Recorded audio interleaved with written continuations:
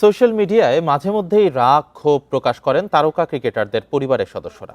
সবশেষ পাকিস্তান সিরিজের শেষ ওডিআইতে সৌম্যকে না খেলানো সমালোচনা করেন তার স্ত্রী।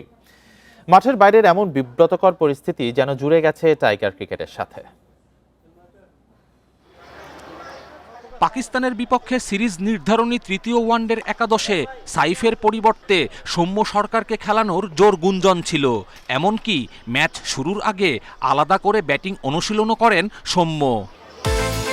বিকাশ পেমেন্টে 10,000 টাকার বেশি অফার, শপিং চলছে তো।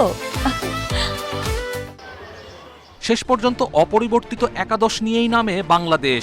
এরপরই সামাজিক মাধ্যমে রহস্যময় পোস্ট দিয়ে আলোচনায় আসেন সৌম্যর স্ত্রী। কারো নাম উল্লেখ না করে একাদশে সুযোগ না মেলার তীব্র সমালোচনা করেন।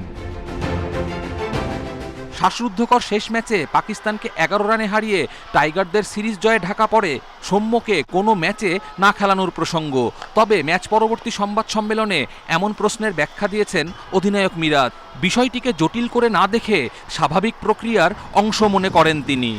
সৌম্য সরকার লাস্ট সিরিজটা অনেক ভালো খেলেছে, বাট হয়তো কিছুদিন একটু সন্দেহ ছিল না, বাট তামিম এবং সাইফ হাসান ওরা ভালো টাচে ছিল। আমরা ওইভাবে প্ল্যানিং করেছি। সৌম্য সরকার যদি এই ইনিংসটা আল্লাহ না করে যদি খারাপ খেলো তখন ওরও জন্য ডিফিকাল্ট হতো। বাট আমরা যে জিনিসটা চেষ্টা করছি, যেই অপরচুনিটি পাক ব্যাটসম্যানের ক্ষেত্রে বেশি অপরচুনিটি পাক। টিম কম্বিনেশনের জন্য আসলে কখনো কখনো এরকম সিচুয়েশন তৈরি হয়।